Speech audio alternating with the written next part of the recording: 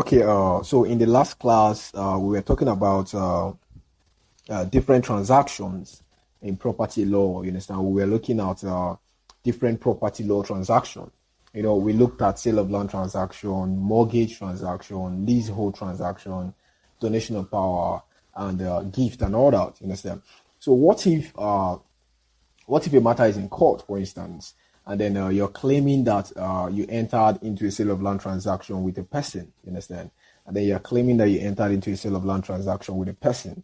Now, you might ask yourself, what is going to serve as evidence, you understand? What is going to serve as evidence that indeed, you people entered into a sale of land transaction? The court will definitely request for something, So, that particular thing the court will request of, that the court will want to look at, you understand, in order to examine the terms and conditions in which the both of you entered into that sale of land transaction, is what we want to look at today, you understand.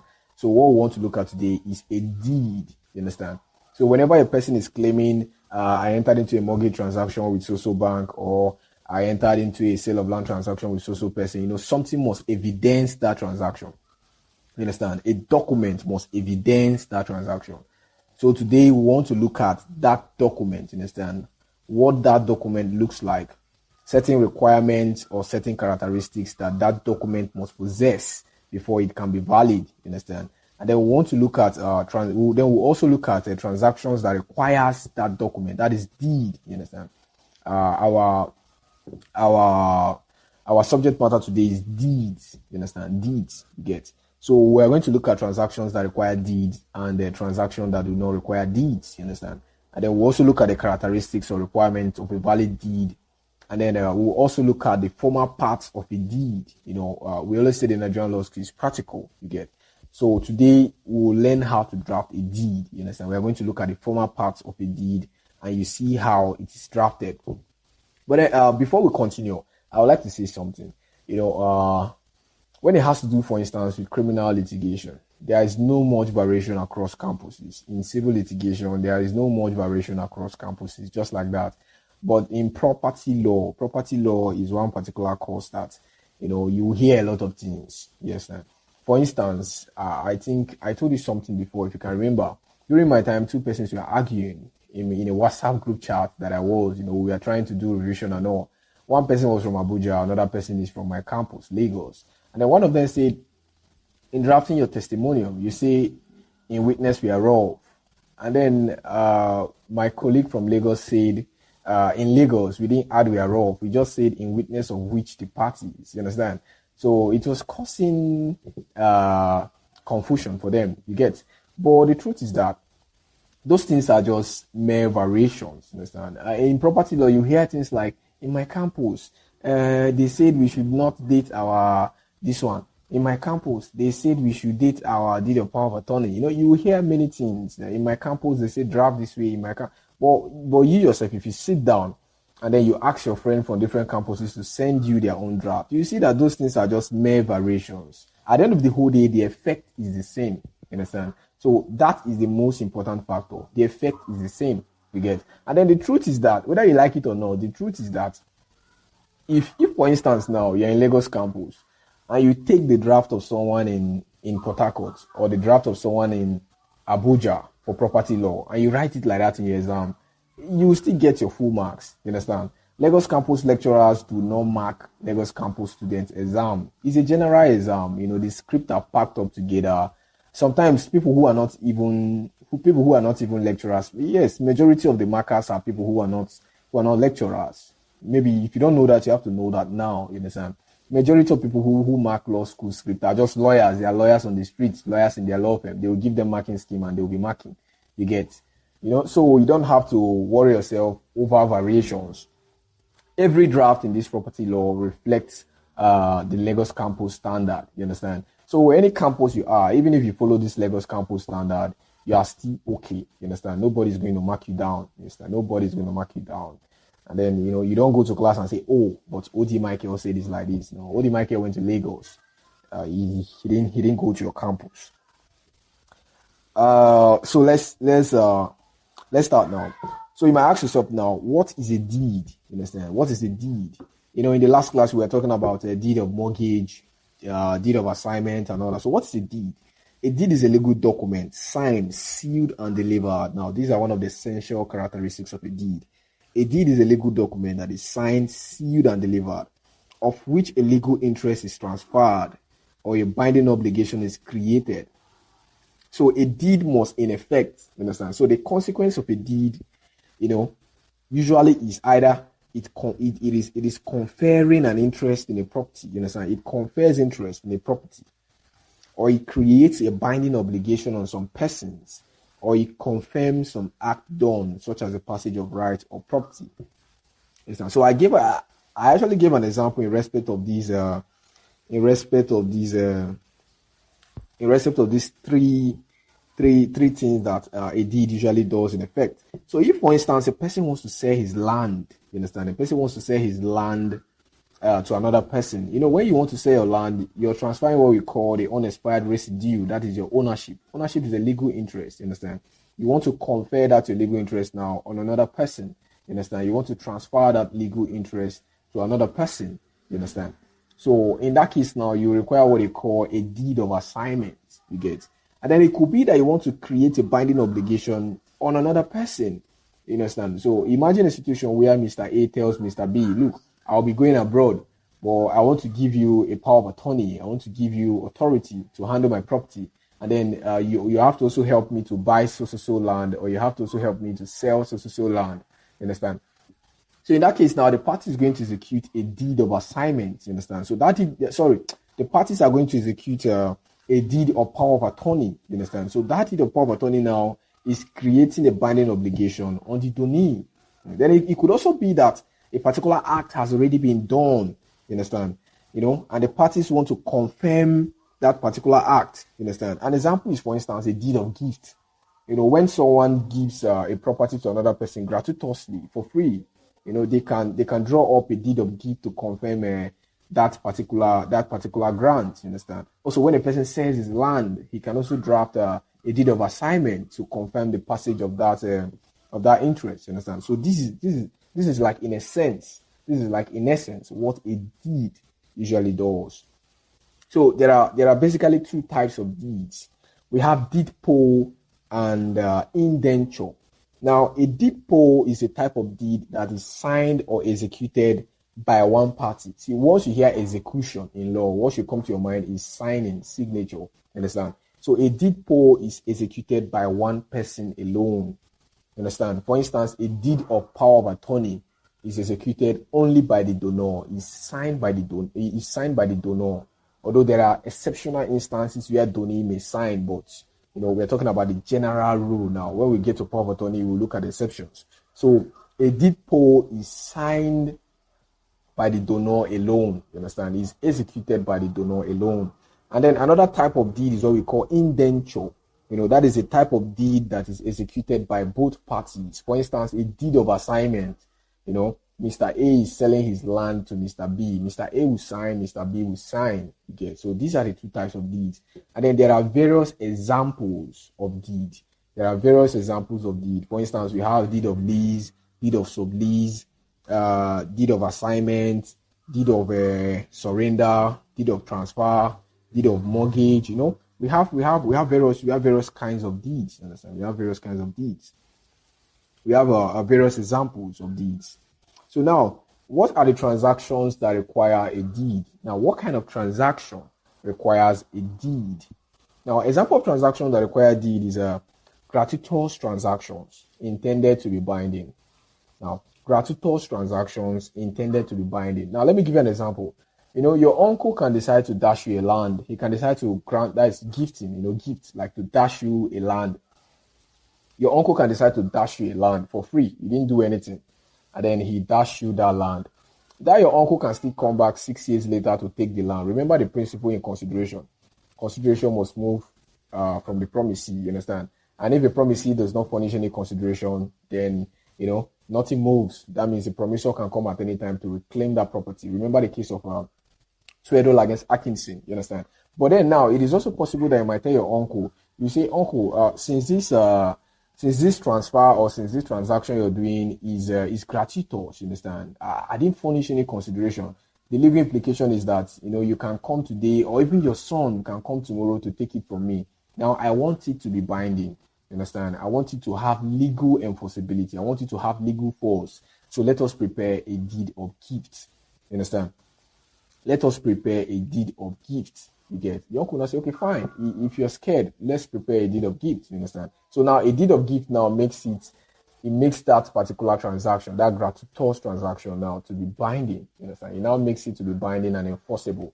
You understand? So in that case now, legal ownership has been passed to you by virtue of that deed of gift. So whenever a person is making a gratuitous transaction and that person wants it to be binding, the person will use a deed, and that deed is referred to as a deed of gift.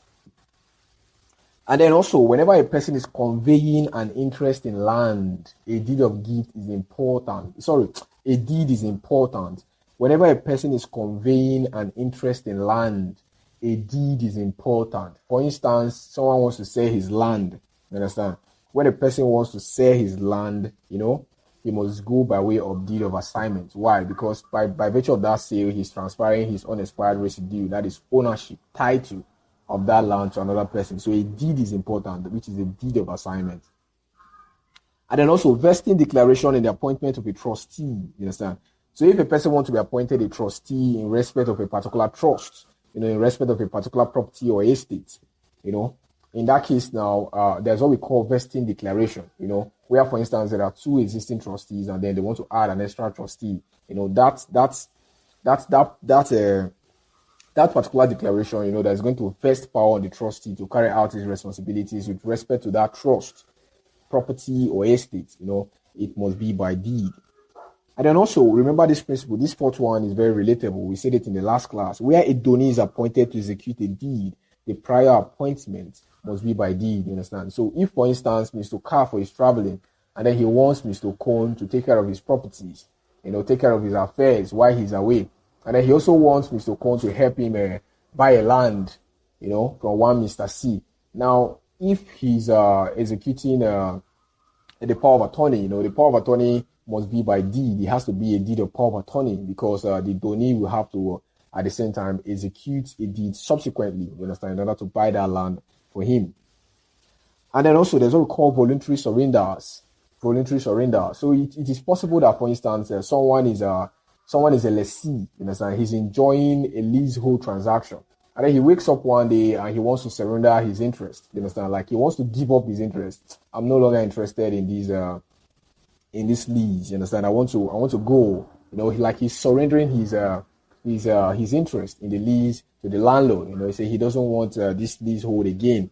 Now, that's what we call voluntary surrender. He did it voluntarily, you understand. In that case, it must be by deed, it should be by deed.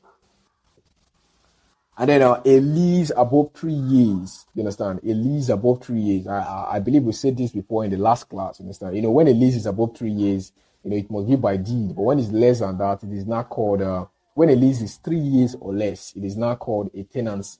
You understand? That is tenancy agreement, which does not need to be by deed.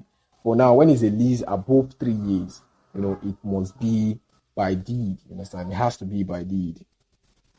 It has to be by deed. You understand? And then the ratification or correction of a deed must be by another deed, you understand? So this is what we call it a deed of variation or deed of ratification. So if you want to correct an existing deed, for instance, you drafted a deed of assignment, but there are some errors or fundamental mistakes and you want to correct it, you must use another deed. We call that deed now, a deed of ratification. Understand, or a deed of variation, something like that. It has to be used to correct that existing deed.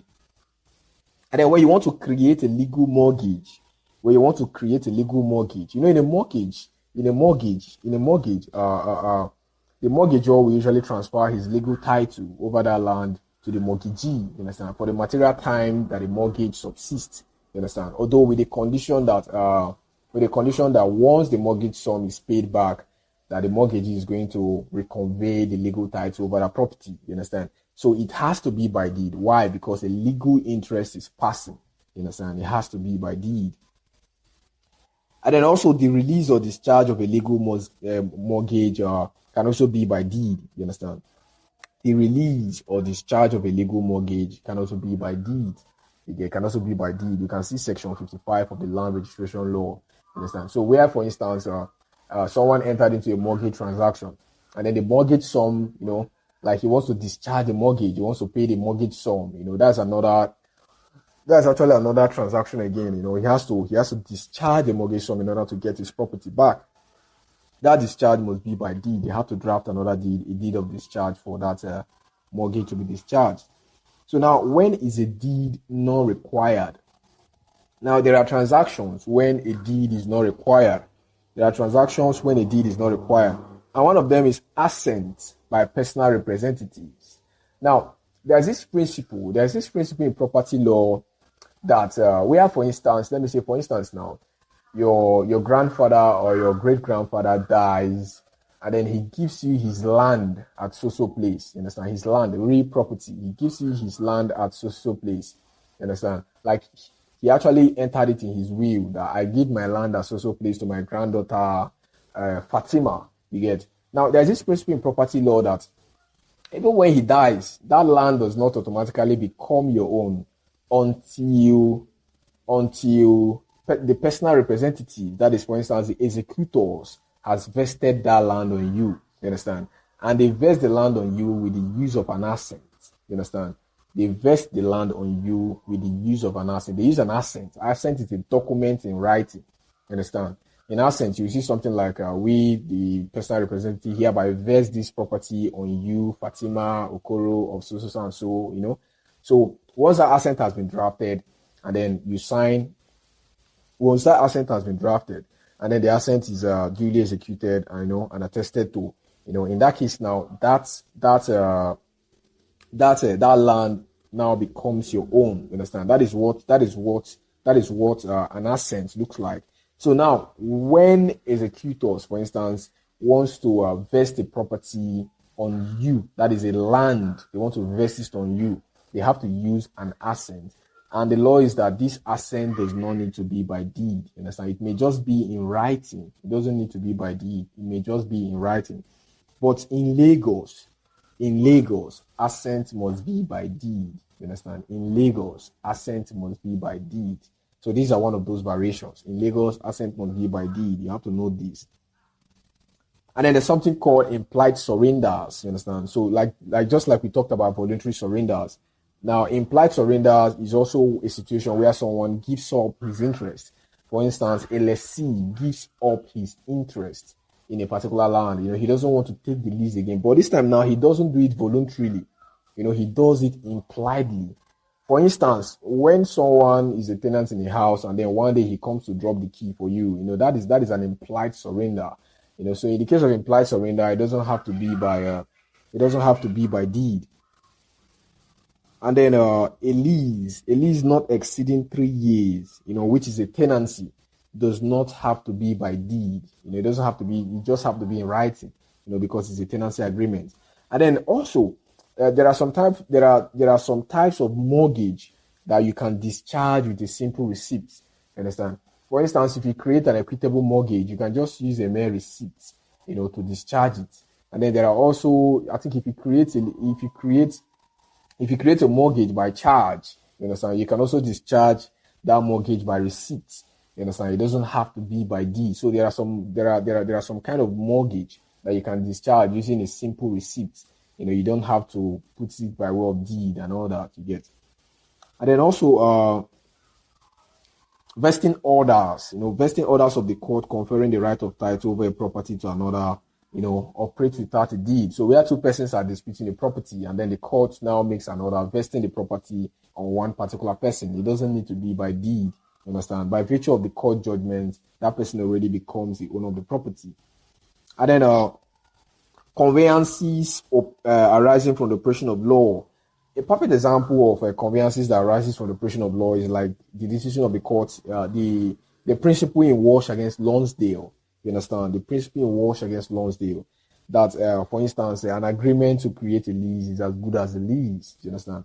So where, for instance, two persons has had an agreement for the creation of a lease, such an agreement doesn't need to be by deed. You understand? It's just a mere agreement. You understand? It's just a mere agreement existing by virtue of an operation of law, which may be enforced under the equitable jurisdiction of the court. It doesn't need to be by deed. And then also there's something called disclaimers. Understand? So an employer, for instance, can come and then make a disclaimer that so person is no longer working for him. Nobody should transact with such a person again. So person is no longer working with him. That is just a basic example, so you understand what a disclaimer looks like. It could also be that, for instance, a property devolved to a particular person. For instance, they give a property to a person, like a land, through a will. They give a property to a person, like a land, but then the person doesn't want to take the property because the property comes with a lot of responsibilities and taxes. The person can do what they call disclaimer, and it doesn't need to be by deed. It can just be in writing. And then equitable mortgages. Equitable mortgages does not need to be by deed. We have legal mortgages and we have equitable mortgages. Legal mortgages are usually by deed, usually for higher amounts of money. Equitable mortgages may just be in writing. It doesn't need to be by deed. In the case of equitable mortgage, a person does not transfer his legal title. You understand? He doesn't usually transfer legal title over his property. You understand? And it doesn't need to be by deed. And equitable mortgages, like I said before, usually for instance, when a person is looking for a small amount of money, he can just go by way of equitable mortgage.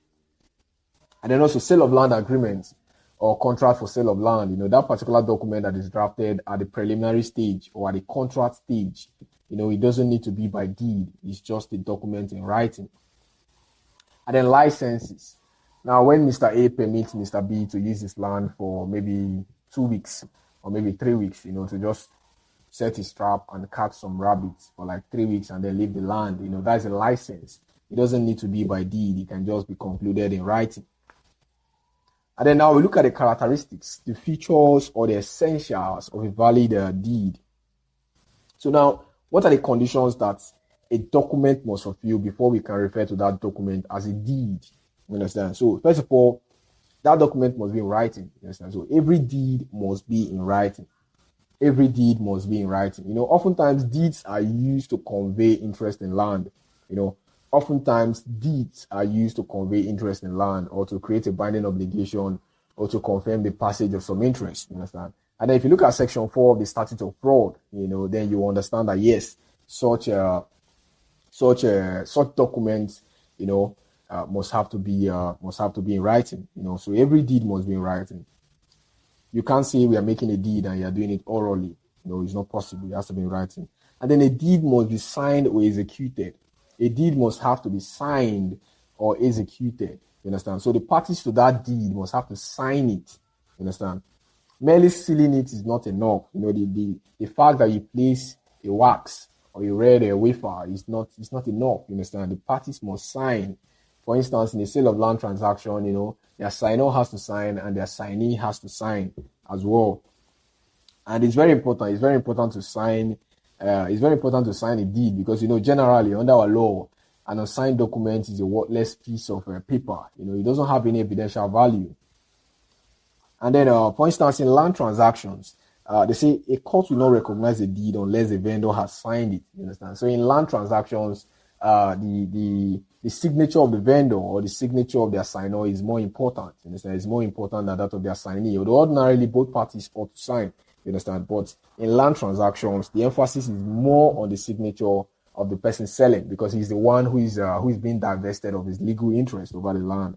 And then when an illiterate person is involved, even if the illiterate person signed it, it's not enough. You understand? There must be what we call an illiterate jurat. There's something called an illiterate jurat. Now, an illiterate jurat must be used whenever an illiterate person, not just illiterate person, even a person that is blind, you must use an illiterate jurat, which is to the effect that you read the content of that deed to the illiterate person, and he perfectly understood same before he signed his signature or before he put his thumbprint on the deed. You understand? And then it's relevant to know that the signature may be substituted with a mark or thumbprint. You understand? And then also electronic signatures also are permissible. You understand? So a person may decide not to sign and affix his thumbprint. You You understand? It's possible for a person to put his thumbprint in a deed. And then electronic signatures are also permissible in a deed. You understand? And then who is going to execute or sign a deed? You understand? So who is the person? Like, who are the parties to execute a deed? Now, the parties to execute a deed will depend on, the question, who exactly is going to execute a deed will depend on the parties to the transaction. You understand? Will depend on the parties to the transaction. So, for instance, now, when we are talking about family land, for instance, when we're talking about family land, maybe a family land is to be sold or a family land is to be bought. You understand? Now, we know that in this case now, accredited family representatives. So if the family has presented some persons as its representatives, such persons considered as representatives must sign that deed. The family head, very important, must sign the deed, and the principal members must also sign the deed. You understand? If, for instance, the family head alone signs without these persons, we know that deed is voidable. Remember that principle in your land law. If the family head alone signs, it's voidable at the instance of the principal members. You understand? But what if there is execution by the principal members without the family head? If the family head does not sign, but the principal members sign, you know that deed is a nullity. You understand? That deed is a nullity. It goes to no issue. You know, the position of the family head is very, very quintessential. And then when it has to do with a couple, for instance, a couple, husband and wife, you know, they are selling their property or they're buying a property. Who signs? The law is that both of them will have to sign, you know, using their full names and the signature. And then if it's a company, how does a company sign a deed? A company signs a deed by placing its common seal. I gave an example. If a legal practitioner drafts any document, any letter, memoranda, whatever, he usually affixes what he calls the MBA stamp and seal. If you look at the MBA seal, you see the legal practitioner's name. I think his call to bar number, something like that. You get. So a company has what they call common seal. Companies usually have common seal, you know. So a company executes a deed. A company signs a deed by placing its common seal on the document, you know, by placing its common seal on the document. But if the company does not have a common seal, then it can sign the document through its director and secretary. You understand? They can actually sign the they can actually sign the deed through his director and secretary, or through his two directors. You understand? So it could be through his director and secretary. That is 2-1-1, or it could be through two directors. That is one director signs, another director signs, or it could be one director signing in the presence of two attesting witnesses. You understand? So these are the three ways a company can actually sign or execute deed in transactions it is involved. And then when is a business entity? If a business entity is executing a deed, it is a proprietor. You understand? It is a proprietor. It is a proprietor that signs the deed. And the proprietor is usually that person whose name the business is registered. And then if it's a statutory body, any other body at all which is statutory, you know, the principal officer of the body must sign the deed. The principal officer of that body must sign the deed. And then for incorporated trustees, you know, there's something called incorporated trustees, usually used like all these foundations. You know, you see Save the World Foundation, this foundation, that foundation, so boys association. Those things, most of them are registered as incorporated trustees. So now, if they want to execute a deed, you know, at least two trustees. Trustees are similar to directors. You understand? In the case of incorporated trustees, so two trustees must have to sign. Alternatively, a trustee and a secretary may sign. And then we know for an illiterate, the signature is not enough. You must use a jurat. When an illiterate person is signing, that signature is not enough. You must use a jurat. And then when an infant is executing a deed, you know, his guardian must have to execute it on his behalf. His guardian could be his mother, could be his father, or anybody at all on his behalf. And then for a power of attorney, for a deed of power of attorney, you know, for a deed of power of attorney, the person who executes the deed is the donor. That's the person giving the power. So another characteristic or another essential feature of a deed is sealing. Sealing. So we have said a deed must be in writing, a deed must be signed, and then a deed must be sealed. Sealing is another characteristics of a deed. I gave you an example. I've said it many times what sealing looks like. Legal practitioners, we usually affix their seal to any document, letter, whatever they prepare, you understand? So that is what sealing is like. You just place something like a red wafer or like a wax on the deed, you just place it like a gum, you put it there. It shows that the deed has been sealed.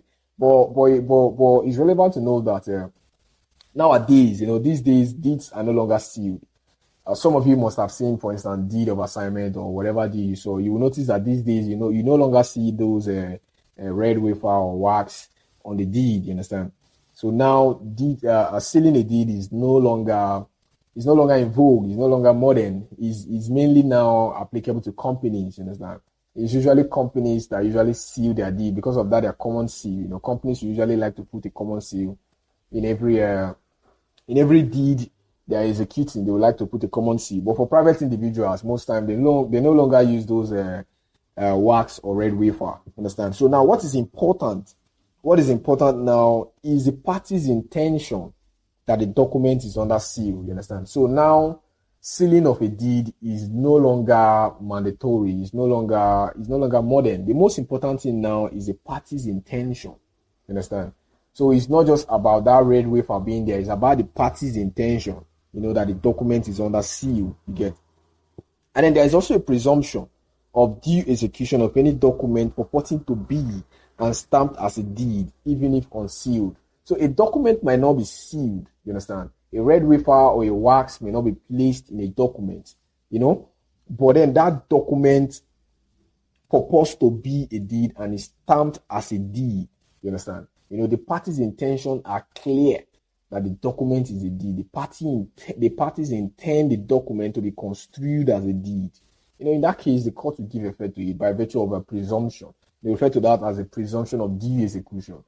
Parties put a document in writing. Both of them sign it. Two witnesses are there, two witnesses are there, attest to the deed, So it doesn't matter whether they put a red wafer or not. There's a presumption that that document is a deed and that document conveys an interest. And then oftentimes you will see in a deed, like the way they put the execution part, the execution clause in a deed, you usually say signed, sealed, and delivered. So by virtue of that statement in that deed, signed, sealed, and delivered, it shows that the party's intention is that that document is under seal. So it now becomes immaterial whether or not the red wafer or the wax was placed on that particular document. So once you just see that signed, sealed, and delivered, it goes to signify the party's intention about the document being under seal. And then another characteristic feature of a deed is delivery. So, apart from signing a deed, putting it in writing, sealing it, now you must also deliver that deed. Understand? The deed must be delivered. The deed must be delivered. And then when we talk about delivery in this case, delivery in the context of a deed does not necessarily mean physical handing over. We are not saying that particular document is going to be handed over. That is not what we mean by delivery. You understand? When we say delivery of the deed, we don't necessarily mean that that the deed will be handed over physically to the other party. No. And then at the same time,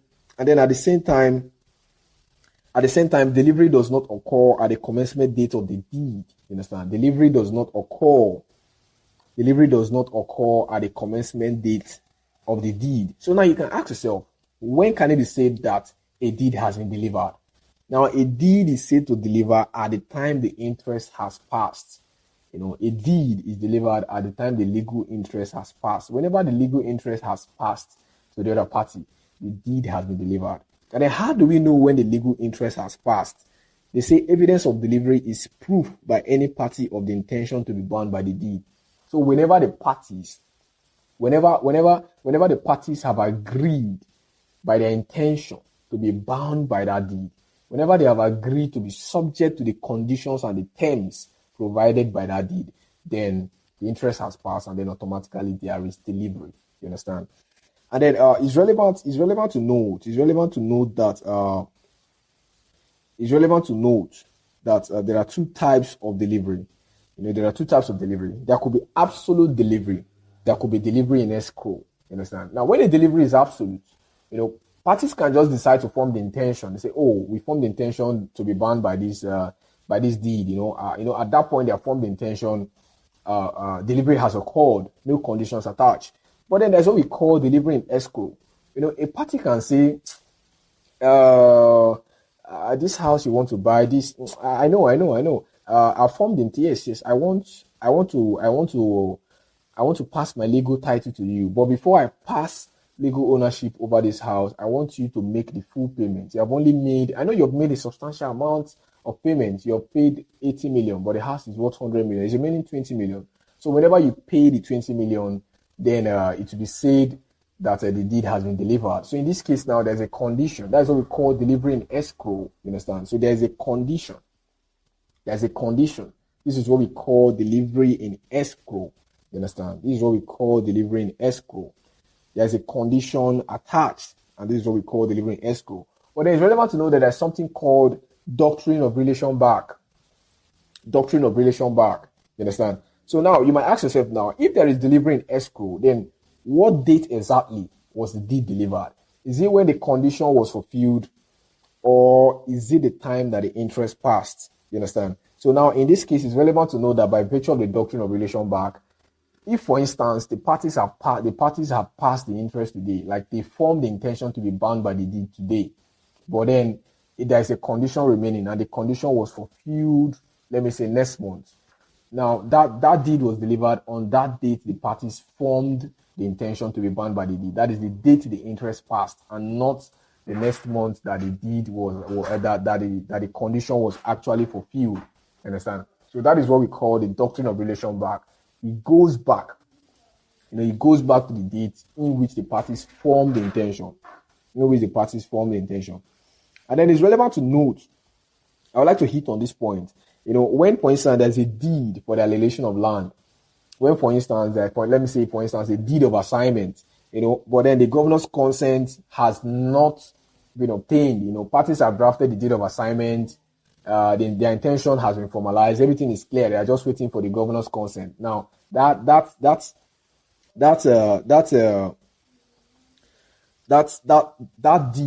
deed in that particular situation, remains in escrow, it remains in escrow. That's why I said a deed for alienation of land signed and delivered but subject to the governor's consent remains in escrow. So until that governor's consent is obtained, we cannot say that there is really a valid alienation. And then another characteristics of a deed is attestation. We have talked about a deed being in writing, being signed, being sealed, being delivered, and then attestation. Attestation has to do with the presence of witnesses. Two persons are selling land.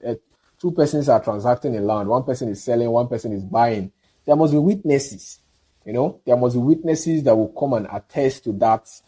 Some persons must be there. When you people sign, I want to sell my land to you. This person signed, I want to buy your land. There must be witnesses. You understand? There must be at least two witnesses who will have to come and also, sign their own. The witnesses will sign to show that yes, they were there. To show that yes, they were there when the parties transacted on this sale of land. That they were there. The presence of the witnesses is very, very important. In case there's a problem tomorrow and the matter goes to court, the witnesses will come. You understand? To come and testify. So that is what we call attestation.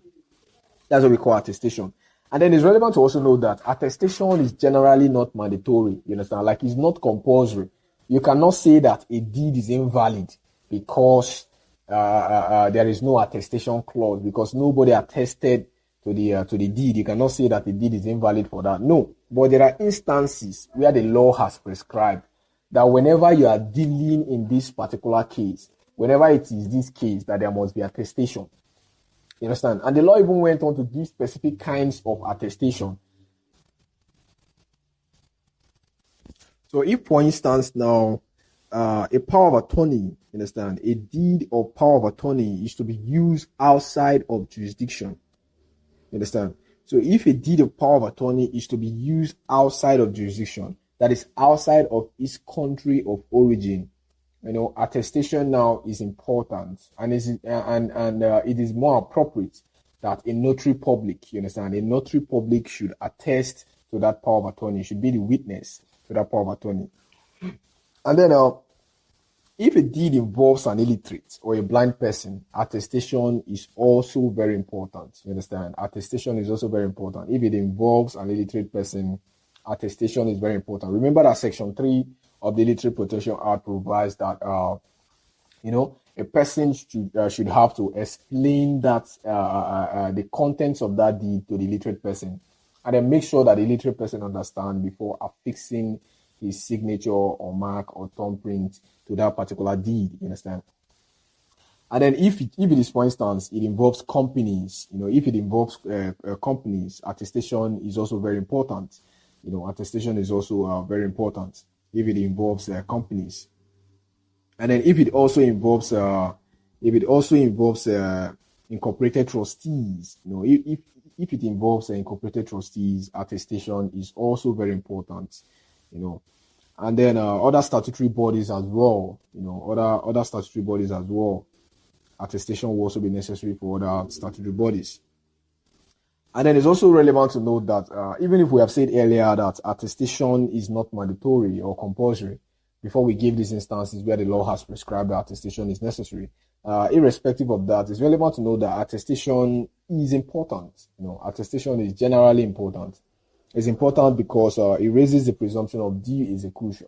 You understand? Where there are witnesses who witnessed, parties executing, it goes to show that yes, before there can be witnesses, there must be at least someone executing. You understand? Someone must sign before two people can witness. You understand? So the attestation clause goes to show that yes, that someone really signed this deed. You understand? The deed does not exist in vacuum. And it also goes to show the presumption of sealing and delivery. You understand? For the fact that some persons witnessed the signing of a deed, it shows that the parties must have formed their intention, for the legal interest to pass. And then attestation in a deed also goes to show presumption of regularity. You understand? It goes to show that yes, everything on the surface of the deed is proper. Another characteristic feature of a deed is endorsement of consent. So now this is very important, where the deed is alienating any land, subject of a certificate of occupancy. Where the deed is alienating any land subject of a certificate of occupancy, whether by way of assignment, by mortgage, by sublease, or otherwise, provided the land is covered by a C of O, that is a certificate of occupancy, and some interest is passing, some legal interest is passing, then the consent of the governor is going to be necessary. And then engrossment is the duplication, the duplication of that deed. You give, for instance, in the case of deed of assignment, two parties, the assigner will have his own, the assignee will have his own. And then we have alteration and erasures. Alteration and erasures has to do with, where, for instance, there are little mistakes or little errors in the deed. You can just make some, you can just have to initial it by signing a signature across that place. You get. And then there's also what we call franking. Now, franking is also an essential characteristics of a deed. Franking is that part of a deed that goes to show the solicitor that prepared the deed. You understand? It goes to show the solicitor that prepared the deed. And the franking, you usually see something like prepared by me, Emerald Kebudu and Associates. It usually states the name of the solicitor, the address of the solicitor, the name of his law firm, and all that. And then franking in a deed is important. It's important because it gives validity to a deed made by an illiterate with no jurat attached. You understand? So where, for instance, a deed is made by an illiterate person, but then there was no jurat attached, showing that the deed was explained to that person and all. Provided that deed is franked, the court can allow that deed to be valid. You understand? So there will be that presumption that the solicitor must have explained the content to the illiterate person. You understand? So that is why franking is very important. So now we go to parts of a deed. We now go to parts of a deed. We have to learn how to draft a deed. Now we go to parts of a deed. Now a deed basically has 4 parts. A deed has 4 parts. We have the introductory part, we have the operative part, we have the miscellaneous part, and we have the concluding part. Just like what I told you before, that in an exam scenario, nobody's going to tell you to draft a full deed. You don't have the time to do that. They usually, most times, they say draft the introductory part only, or draft the concluding part only, or draft the introductory part and the concluding part. You understand? That is how the exams usually go. You get. So a deed is divided into 4 parts, and then those 4 parts has content. In the introductory part, for instance, we have the commencement, we have the date, we have the parties, the recital. At the operative part, we have all these. At the miscellaneous part, we have 2 things. At the concluding part, we have testimonium, execution, attestation, and franking. Now, this parts of a deed now, what we are using is a deed of assignment. You understand? We are using a deed of assignment as a case study.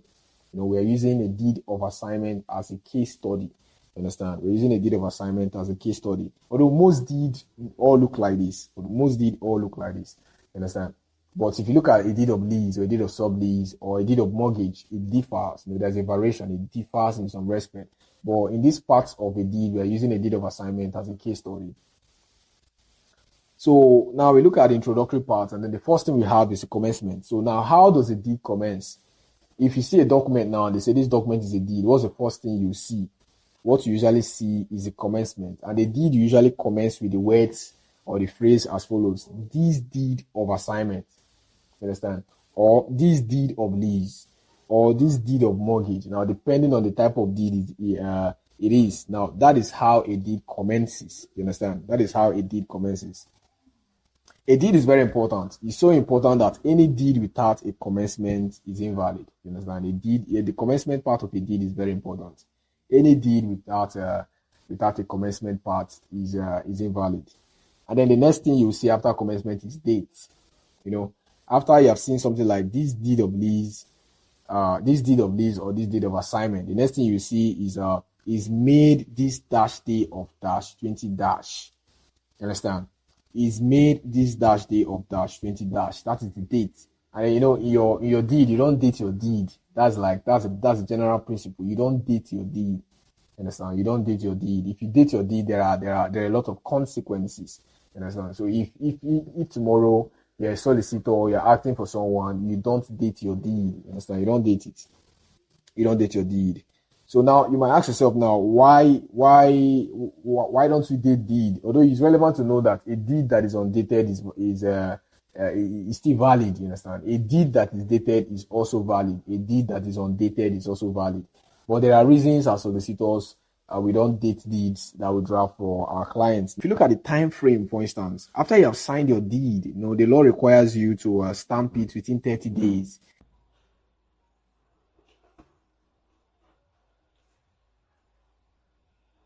So immediately you sign your deed, immediately the deed is signed, the law requires you now to do these 2 things within 30 days and within 60 days, you understand? So now the law is only going to trap you, or is only going to catch you if there's a date on that deed, you understand?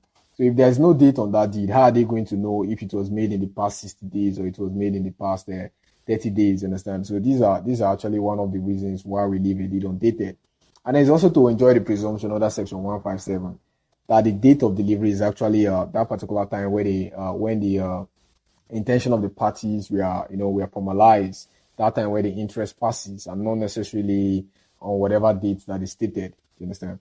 So now the next clause you find in the introductory part is the parties clause. You understand? The parties clause. So immediately the deed has commenced, the date has been stated, usually, dash day of dash, you don't state the date. The next thing that follows is the parties. And then you hear stops like between so and so person and so and so person. The assigner comes first, and then there's the assignee comes on the other part. You understand? So you see something like between Michael Devine of number 39 NCA Road, Uboba, Port Harcourt, River State, the assigner on the one part, and Makuban of number 10 Dawodu Road, Buhari, Abuja, the assignee of the other part. You understand? So these things. Now let me tell you something. When you're learning these things for the first time, it's looking hard unless you probably did conveyancing in your university. At the first time, it's looking hard. If you are in campuses like Lagos campus, where the DDG Odushote is going to mock and embarrass a lot of people, you might feel more tense. You understand? Those days at law school, like, to be very honest, I was really very pissed off with the way the property law lecturers were behaving. They will just come to you, stand up, recite this, recite that. They will be like, didn't we teach this thing last week? Why are you forgetting it? They will start embarrassing and mocking people as if, even if they taught it last week. The Nigerian law school is so tense that it's so jam-packed that on Monday you do criminal litigation, and the next day you are doing civil. The next day you are doing corporate. Like, what time do you have? You understand? So it's not really easy on the student. It's not easy, you get. So when you're learning these things for the first time, unless you did conveyancing, it might look a little bit of hard, you understand? But just try your best, make out time, memorize it. You might stay on your own, you memorize it, You might, maybe before you sleep, you just look at it, That is one way. And then one thing is that over time, it just sticks to your brain. That is another thing I will tell people. Over time, it sticks to your brain, you get. I've never seen anybody at the Nigerian Law School 1 week to exam and the person is still saying he doesn't know how to draft the introductory and concluding part. It's not true. You understand? It's only during exam time some people might still complain that they are drafting civil. They don't know all the draft. Election petition is still hard for them, but nobody complains about all these property law drafts. You get, nobody complains about that. So from the beginning, they might seem hard, but so far you are once in a while, you look at it, and then during your externship, you cool down, study it very well. You see, it's going to stick. You understand? You see that it's going to stick. You will see that it's going to stick. You understand? It's going to stick. So just try your possible best. Don't be discouraged. So now we're talking about the parties. Yeah. So this is how the parties usually look. Between Michael Devine of number this, they are signing on the one part, and Mark Cuban of number 10 Daudu Road, Buhari, Abuja, they are signing of the other part. You understand? So that is how the parties clause usually looks like. So now, what if one of the parties to the transaction is a company? How do you draft it? Now this is how you draft it. Between Transcorp Nigeria Limited, a company registered under Part B of the Companies and Allied Matters Act 2020, with its registered office at number 5 Ozumba Badiwe Avenue, Lagos State. They are signer of the one part. And Mike Dean of number 10 Daudu Road, Buhari, Abuja, they are signing of the other part. You understand? So this is how you draft when a company is involved. You will notice that you state the company's name. You state the fact that it is registered under the Companies and Allied Matters Act. You will also state the location of its registered office, which is more like the address of the registered office. You understand? And then you refer to it as their sign-on. So this is how you draft when a company is involved. And then what if it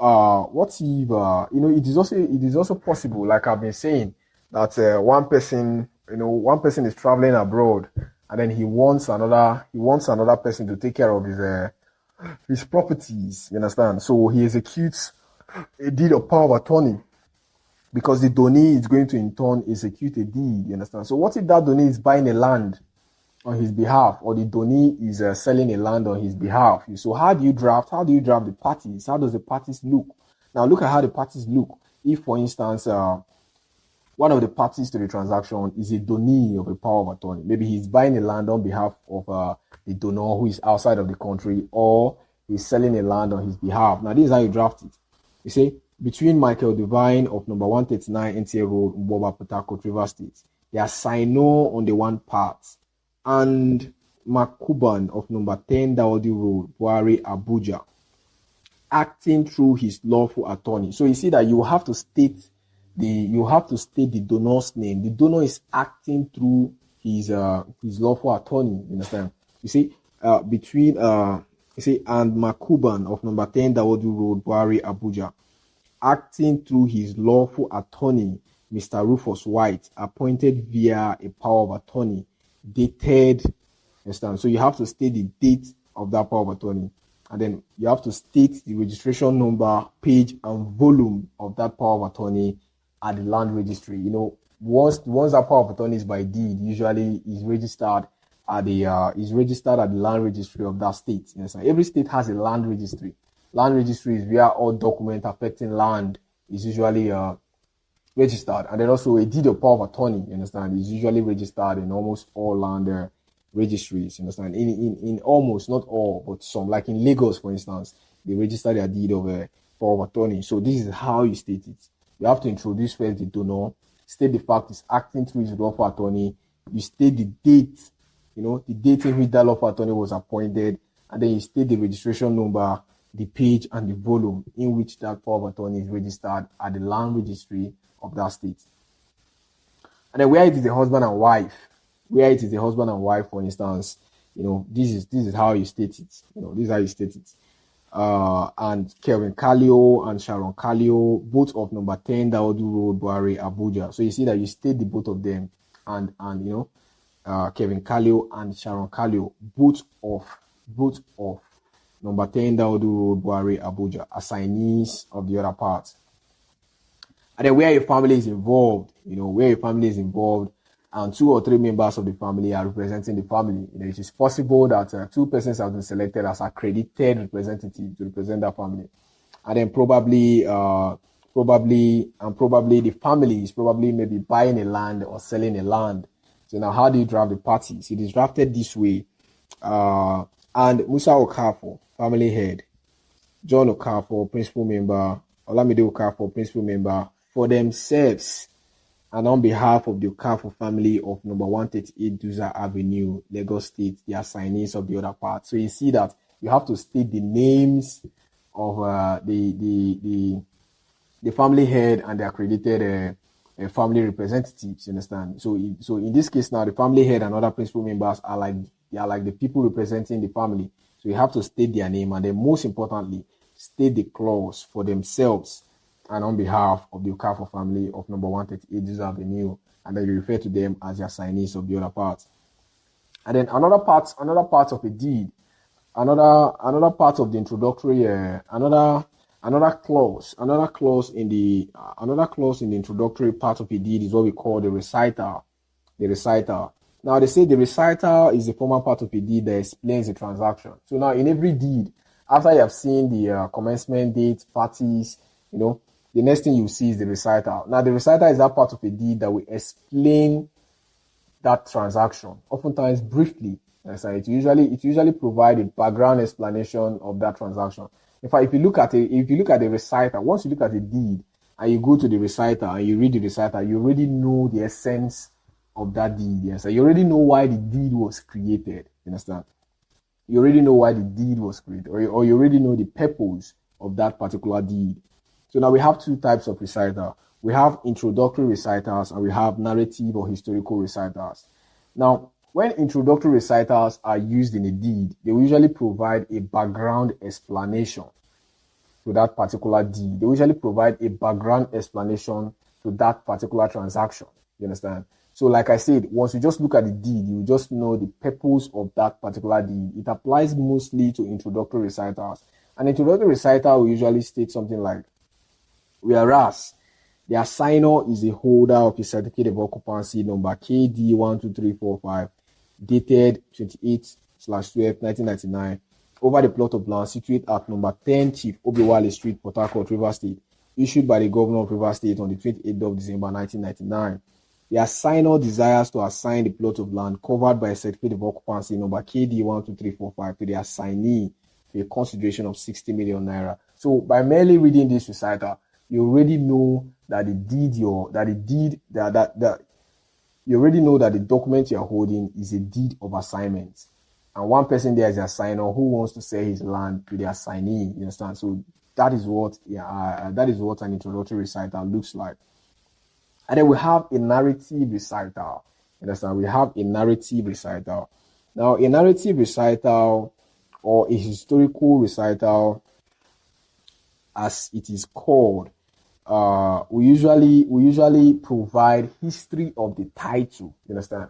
So now, a narrative reciter or a historical reciter now, it doesn't give a background explanation of that transaction. It instead explains the history, like it provides the history.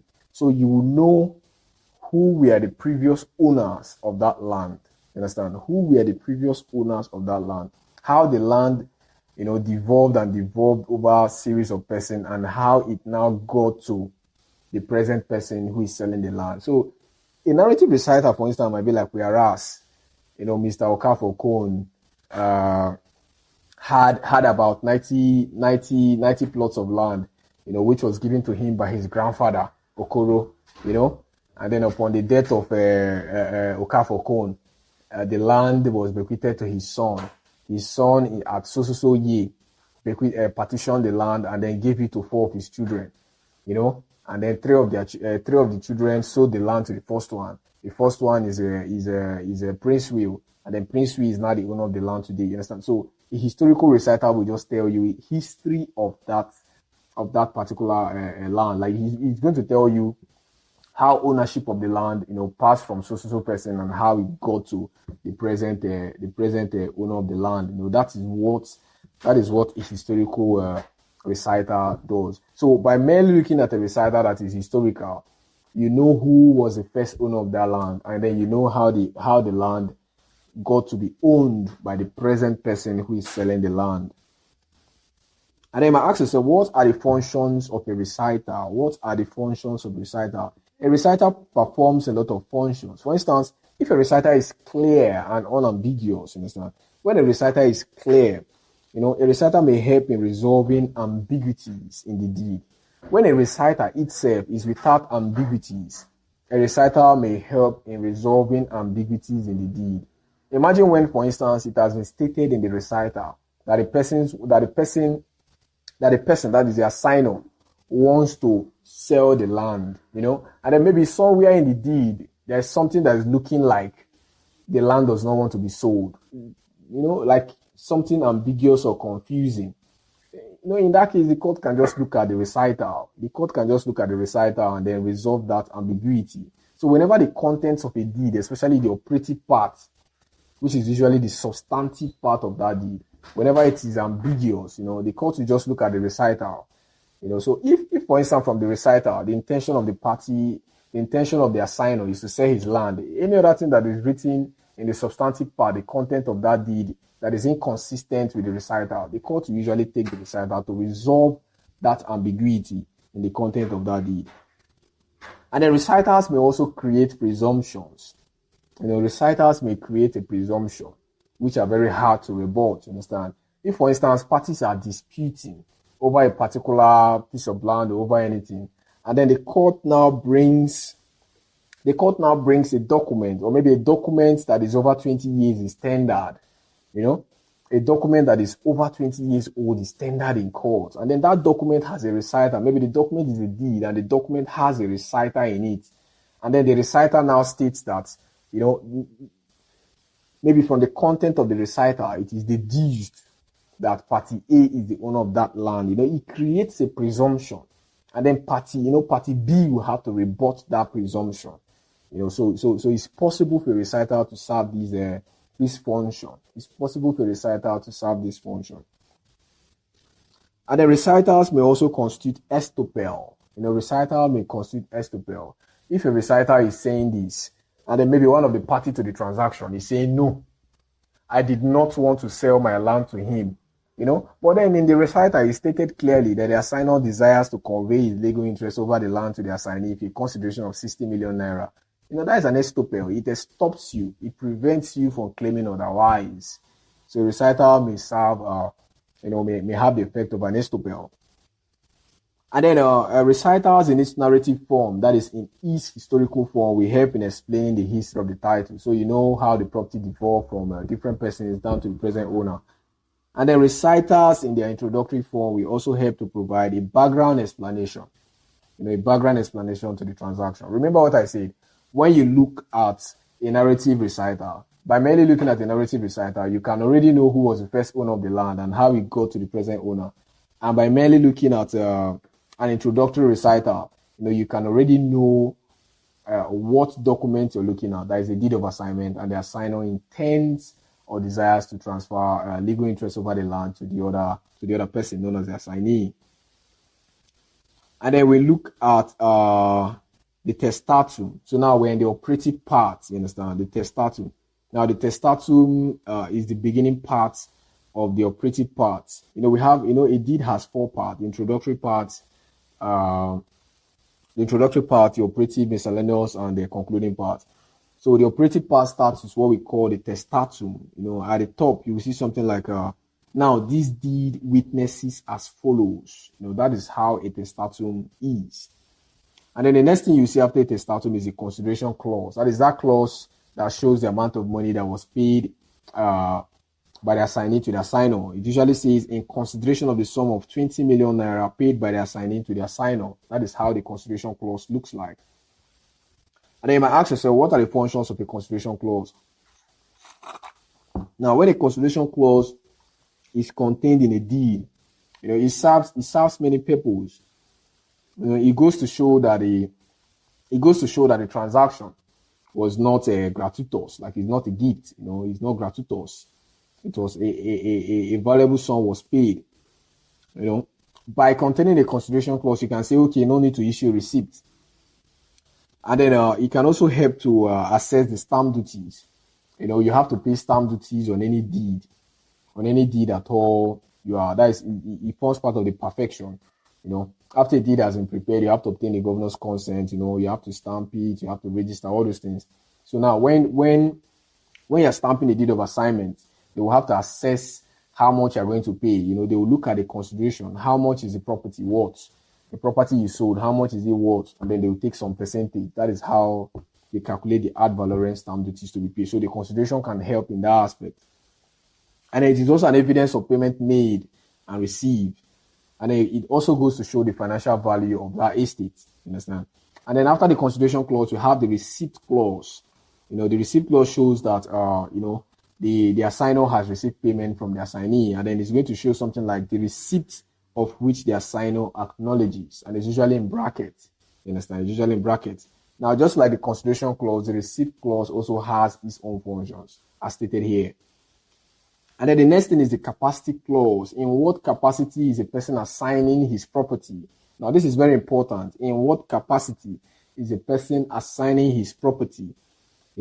And then this clause is also known as covenant for title. The clause guarantees the title of the assigner to the property.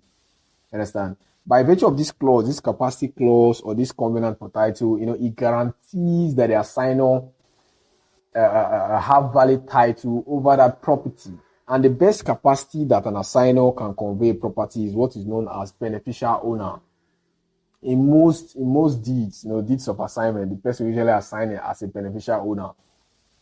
When a person assigns as a beneficial owner, it shows that the land is his own. The land is not subject to any higher interest. It shows that he has legal title. He has a right to convey or to sell that land. It goes to show that if you are buying that land, the land is free from any encumbrances. Nobody will come and disturb you. You will enjoy quiet possession. You understand? So that is the essence of an assigner conveying or selling the land as a beneficial owner. It creates some benefits on the part of the assignee. The land is free from encumbrances. You enjoy quiet possession. Nobody will come and disturb you. This land I'm selling you, I have the right to convey. You understand? I have the right to convey and all that. And this clause in the deed of assignment is very, very important. It's very, very important. You understand? It's very, very important because if a person is not a beneficial owner, oftentimes he's selling a land that does not belong to him. And such a conveyance or such assignment is going to be invalid. You understand? It's going to be invalid. And then what if it's a lease? If, for instance, it's a deed of lease, the benefits that the lessee is going to derive if the lessor conveys as a beneficial owner, one of the benefits is going to derive is the fact that the lease is valid and subsisting, and that all rents have been paid. You understand? So it's more like this capacity clause or the covenant for title is more like giving you some kind of a guarantees and warranties. Look, I'm the beneficial owner to this property. And look, you are not going to have any disturbance. Nobody will come and disturb you over this property. No disturbance. You will enjoy quiet possession, no encumbrances, further assurances, and all. So you will have further assurances and all those things. And then there are also other capacities the person can convey a land. A person can convey a land as a trustee. as a mortgagee. You understand? If, for instance, a mortgagor fails to redeem his property, and the legal due date has passed and he could not pay back the loan, the mortgagee can sell the property. So now he will have to convey the land as a mortgagee. You understand? You can also convey as a personal representative, executor, or as a settlor. You get? And then after that clause, the next thing that follows is what we call word of grant. You understand? Word of grant. It is this particular clause that grants the interest or right, and is usually couched hereby assigns, or you say hereby conveys, or hereby demands. You understand? But anywhere you use, if you use assign in the first place, you don't have to use convey in another place again in the deed. You have to use one particular word consistently. You understand? So if you have used hereby assign in your word of grant, later on in any part of the deed, don't use a convey or demise. Just continue using that assign. And then the next thing is a parcel clause. You understand? It's a parcel clause. Now, it's a parcel clause that describes the property. The parcel clause is that clause in the deed that describes the property that is being sold. You understand? It describes the property that is being sold. You see something like all that parcel of land situated at number 139 NTA Road, Port Harcourt, River State. In some deed of assignment, the description itself is even very detailed. They will tell you the location of the land. They will tell you it's measured by 20 by 20 feet. They will give you all the measurements, everything. The parcel clause usually contain those things. There are some people that will say all that clause. I don't know. During my time, I did not like that statement. All that clause. I don't know. And in class, I didn't hear them say anything like all that clause. So I didn't put it in my notes. But maybe if you hear anything like all that clause in your class, you can add it. But I believe, the statement, all that parcel of land, it should be part of the parcel clause. I don't know why it should be divided. And then the next thing is the habendum. The next clause is the habendum clause. The habendum clause. Now, the habendum clause describes the estate or the quantum of interest that is conveyed to the assignee. You understand? The habendum describes the estate or the quantum of interest that is conveyed to the assignee. The habendum is usually couched to hold on to the assignee, the unexpired residue of the term of years in the right of occupancy, free from all encumbrances subject to the Land Use Act. Now, another thing I want to say again, just like I said before, is based on variation. You can look for another textbook now, or another PDF, or another note, or you might be in Kano, it's drafted slightly different. You might be in Port Harcourt, it's drafted slightly different. You understand? You might even be in Lagos, and the lecturer who is teaching you is no longer ST James, he's another lecturer. ST James is now in Enugu, he's another lecturer, and it's going to sound a different way. So the most important thing is the legal effect. It's not necessarily the variation. The most important thing is that, you have transferred your unexpired residue. You understand? You have actually transferred the remainder of the term which you hold in the right of occupancy. That is the effect of this draft, and it's free from all encumbrances. There are some drafts you see, they will say subject to the governor's consent. Some drafts will say subject to the Land Use Act. The governor's consent is contained inside of the Land Use Act. So it's the same thing, you understand? So don't bother yourself about variations anyhow at all. It's the same thing, provided the effect is there. You understand? Provided the effect is there.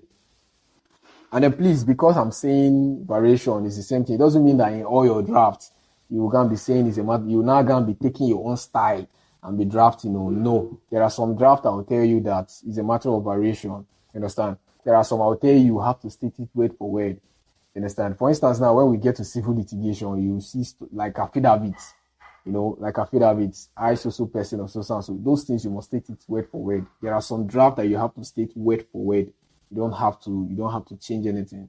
There are some that requires a little bit of variation. They might draft it like this, they might draft it this way, and then you now put it how you want it. Some are like that. Some requires word for word verbatim. And then the next clause you will see is indemnity clause. Now, this is usually used when the land is covered by a certificate of occupancy. You understand? Where the land is covered by a right of occupancy, and then it's a guarantee on the part of the assignee. You understand? Now, the indemnity clause, this indemnity clause is contained in the miscellaneous part. So we have entered the miscellaneous part. And then the indemnity clause is a guarantee on the part of the assignee to observe the covenants and the conditions stated in the lease. You understand? So where, for instance, the land is covered by a certificate of occupancy. Where, for instance, the land is covered by a certificate of occupancy. When a person is a holder of a certificate of occupancy, he has a contract. That person who is a holder of a certificate of occupancy has a contract with the governor. You understand? It's him that the governor knows. The governor knows him, and not any other person to whom the land is sold. You understand? So if, for instance, you're buying that land, you are guaranteeing the person that, look, I'm going to observe every conditions and covenants that is in the lease. The lease here now is the certificate of occupancy which the seller has with the governor. So you that is buying the land now, you are actually guaranteeing to the seller that, look, you are going to comply with any terms and conditions. You will pay your rent to the governor. People pay rent. Yeah, people pay rent to the governor. If your land is covered by a certificate of occupancy, you'll be paying rent to the governor. I think they call it grand rent or so. You'll be paying grand rent to the governor once in a while. You'll be paying grand rent to the governor. And then there's also a clause called undertaking for safe custody and acknowledgement for production. So now let me take, for instance, now, if someone has about 4 lands, and then if someone has about 4 plots of land, and then that 4 plots of land is covered by one deed of assignment, you understand? Like the person have the land as a whole, you understand? And then he now sold a part of that land. And the person now sold a part of that land. Someone has about 4 plots of land, and the 4 plots of land are interconnected. You understand? And then he sold a part. Maybe he sold like 1 plot of land out of that 4 plots of land that he has. You understand? But the land is treated as a whole. They are joined together as one. And that person has only one document of title in relation to that land. The person cannot carry. The person, for instance, now who is selling the land, if he has one deed of assignment over that, if he has one document of title, that is one evidence of ownership over that land, he cannot carry that particular deed and give to the person who bought a part. You understand? It's not possible. So that is why you have to include this. This draft, undertaking for safe custody and acknowledgement for production. Now, what's the essence of the draft? You understand? Since the document covers several properties, the document cannot be handed over to the assignee. So you add this draft. The assigner undertakes with the assignee to keep in safe custody the document listed in the schedule and acknowledges his right to production of the document for inspection. You understand? So the documents of title, those documents that show evidence of ownership. If, for instance, the assignee needs it, the person buying part of the land needs it to prove that, yes, I bought this part of the land. Assigner, you provide that your general document of title that covers all this land, so I can use it to prove ownership to anybody who is doubting. Understand? Assigner will say, yes, I will do that. That is the essence of this clause in a deed. And then we'll go to the concluding part. We have the testimonium. So now the testimonium is that clause which connects the parties to the contents of the contents and covenants in the deed. And then it also marks the concluding part of the deed. So the testimonium is like the beginning part of the end. You understand? Because it starts the concluding part of a deed.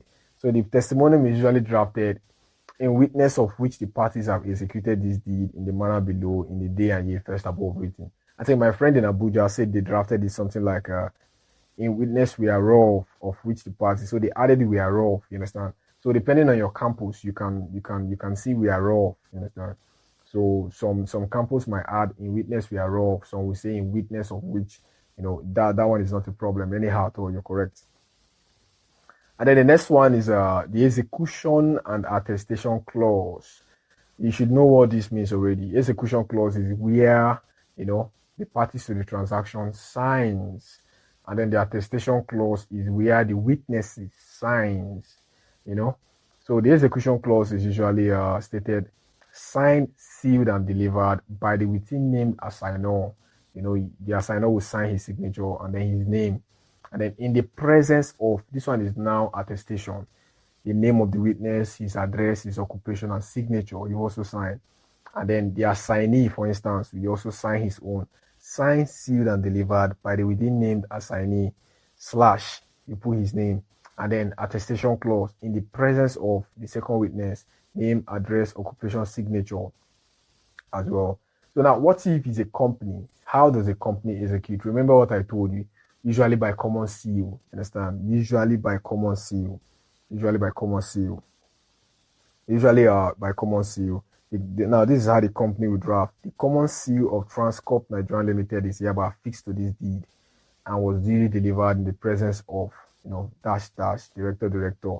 Understand? So 2 directors can attest to the sealing. Remember, and then if it's an incorporated trustee, for instance, how does it execute? Incorporated trustees also have a common seal, you understand? So it's also the same way as a company. The common seal of the incorporated trustees of the Winners Chapel Church is hereby affixed to this deed and was duly delivered in the presence of trustee, or trustee secretary. It's the same thing. And then if for instance, any of the party is an illiterate, then you must use an illiterate jurat. Now, this is what an illiterate jurat looks like. If any of the party is an illiterate, so it's not just about signing. It's not just about saying sign, sealed, and delivered. You must use a jurat. Now, the effect of a jurat is that the content of the deed has been read and explained to the person, whether he's the assigner or he's the assignee, in that language that he understands by you, the legal practitioner, or anybody at all. You understand? And that he perfectly understood what you explained to him before he signed that deed. You understand? So you can see it's captured here. Immediately after the person's name, you put the jurat. And then in the presence of, attestation will also be there. And then you will put notary public as the occupation of the person.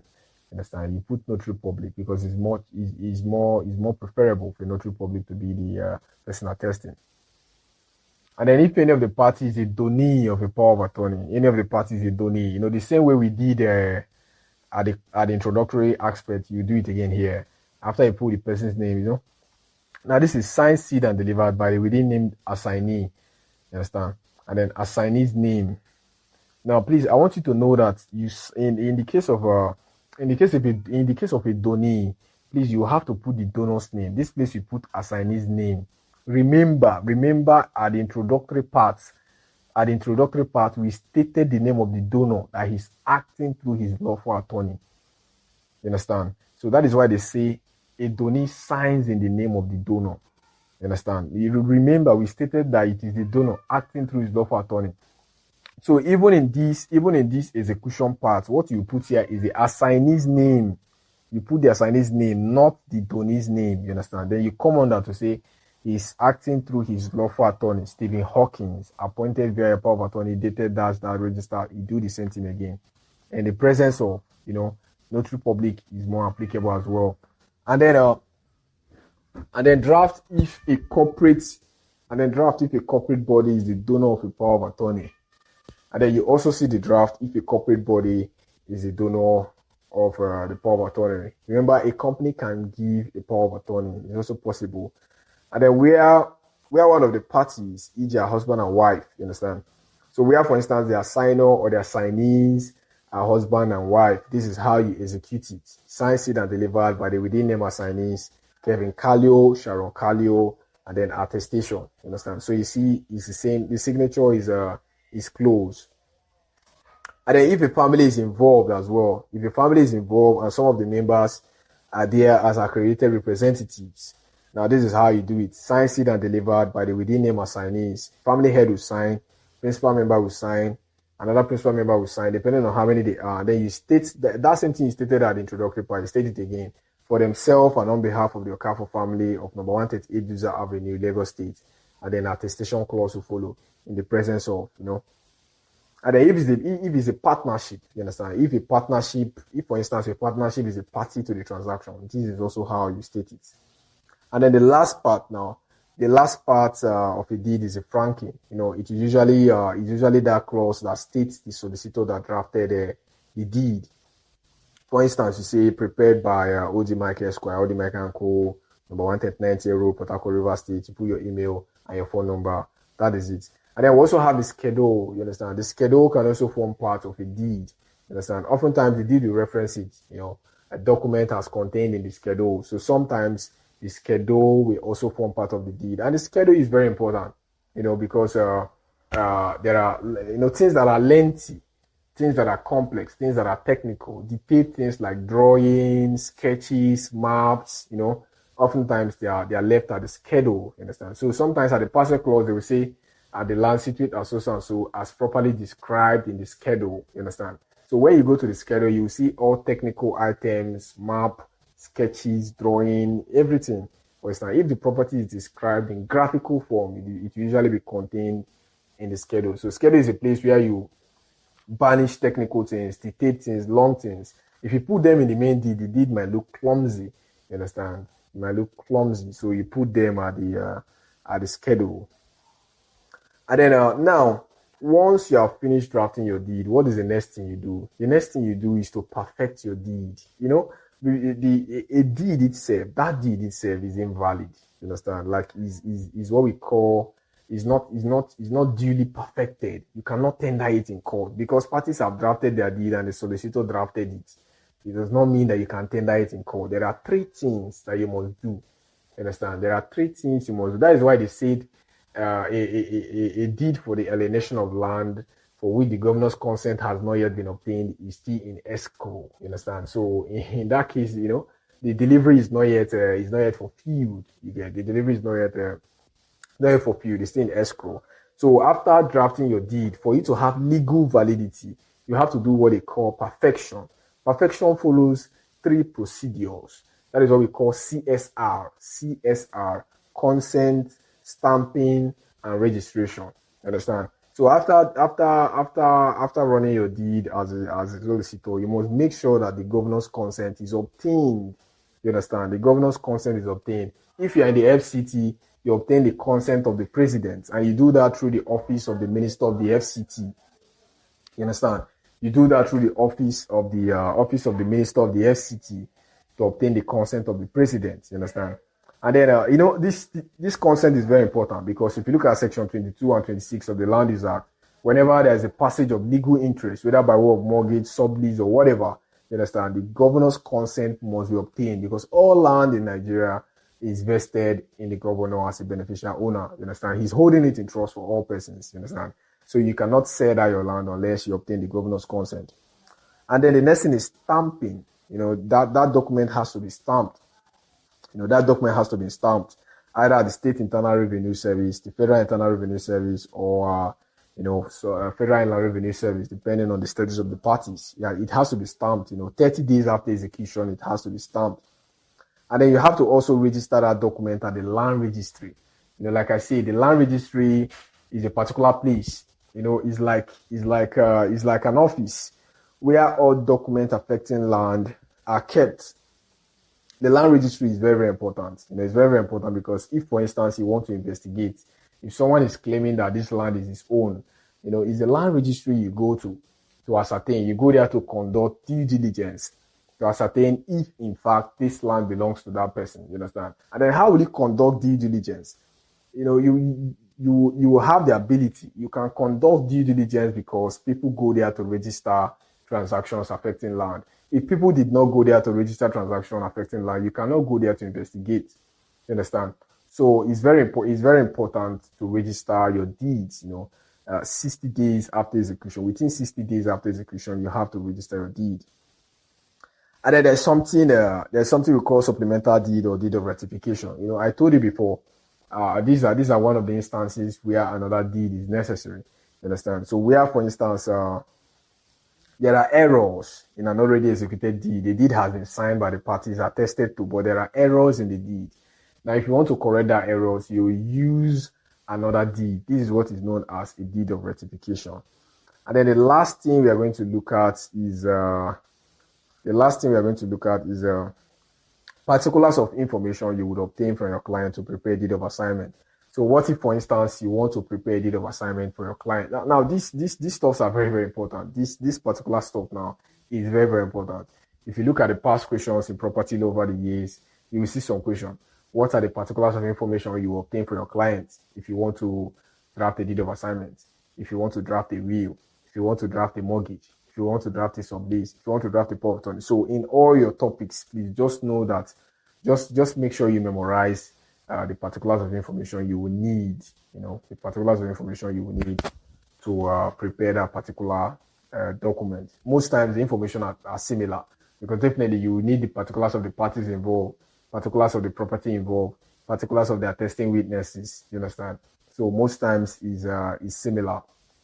Most times is similar. And then under here now, you see a full sample. You see a full sample draft of a deed of assignment, you understand? So here now, you see a full sample of a deed of assignment. So you understand everything we have been saying. So here now, that is how a deed of assignment looks like from the beginning to the end. It's just that document that evidences the fact that one person has sold his land to another person.